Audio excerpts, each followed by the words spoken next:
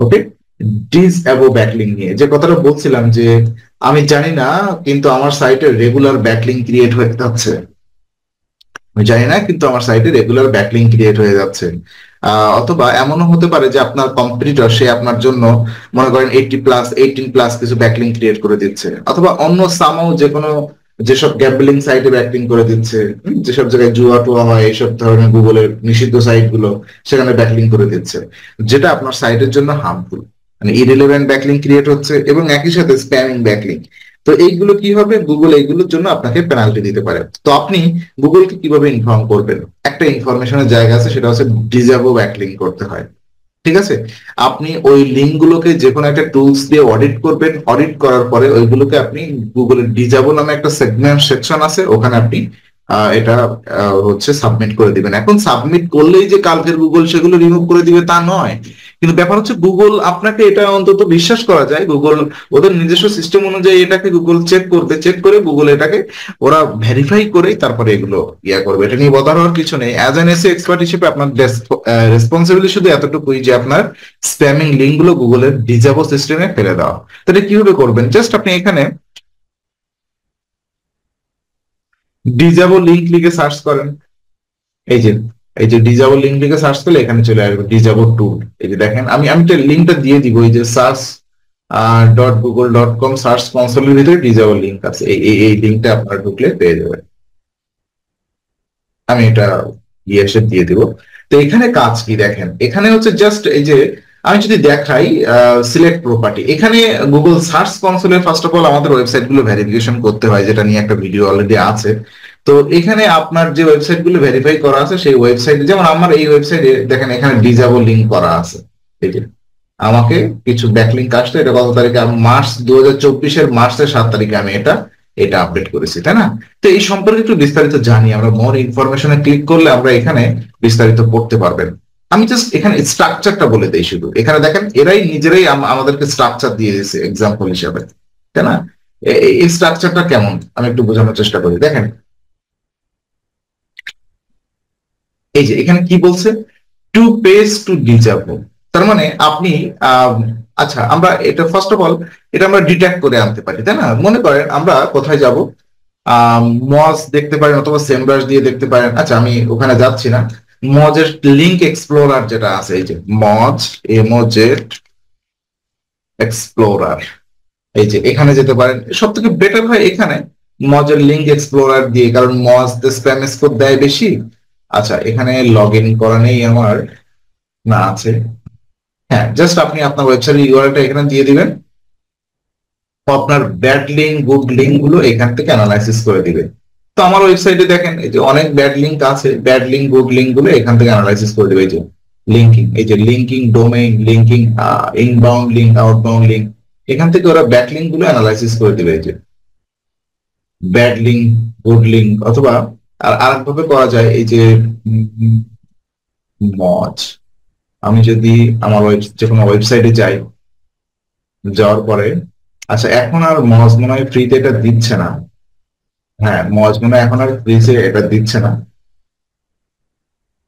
All link, এই যে এখানে ফলো লিঙ্ক ডুফল লিঙ্ক, আগে একটা ওই যে ব্যাড লিঙ্ক গুড লিঙ্ক দিত মজ।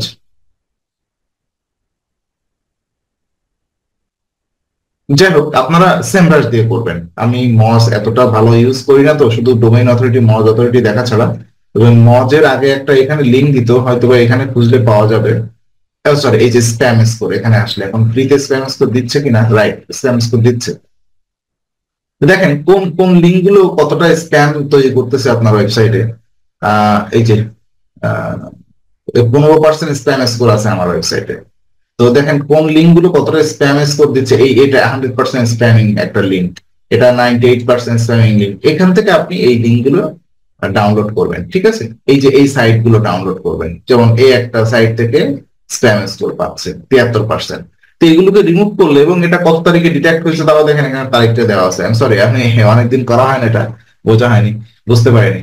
তো জাস্ট এটা এখান থেকে এক্সপ্লোর করবেন। তো ফ্রিতে কিন্তু এটা 50টার বেশি দেয় না, আর আমার ফ্রি আছে কারণ মজের প্রিমিয়ামটা আমি ইউজ করি না, আমি এই স্টেপের প্রিমিয়ামটা ইউজ করি। এই স্টেপে দেখবেন টক্সিক ব্যাকলিং নামে একটা সেকশন দেয়, টক্সিক ব্যাকলিং। আপনি জাস্ট টক্সিক ব্যাকলিং গুলো ডাউনলোড করবেন। ডাউনলোড করে করবেন কি, দুটো প্রপার্টি আছে, একটা হচ্ছে ব্যাক লিঙ্ক আর একটা হচ্ছে ওয়েবসাইট।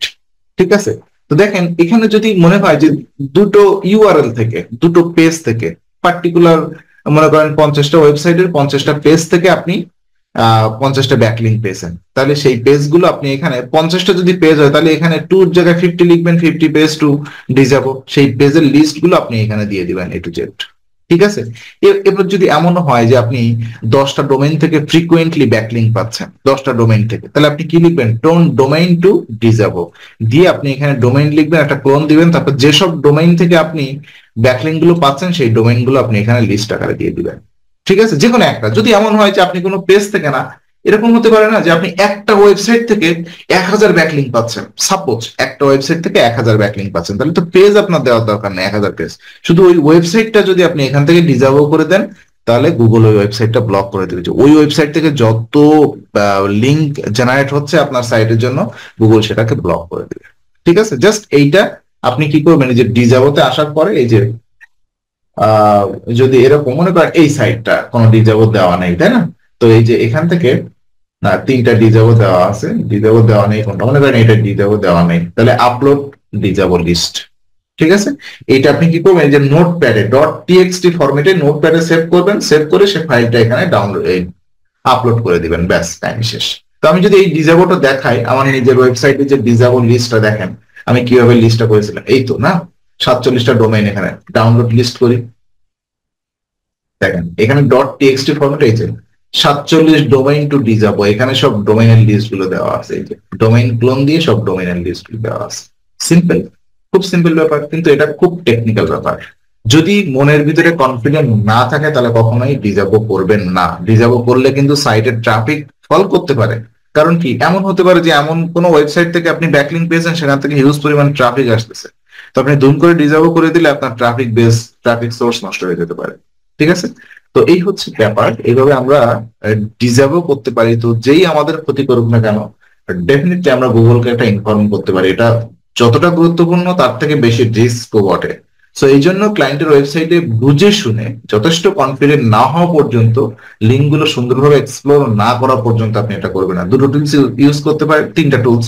একটা হচ্ছে মজ, যদি মজের প্রিমিয়াম ভার্সন খুব একটা থাকে না, যারা ওই যে বিভিন্ন গ্রুপ টুলস থেকে, গ্রুপ বাই থেকে টুলস কেনেন, তাদের কাছে অনেক সময় থাকতে পারে, করে নিতে পারেন মজ থেকে।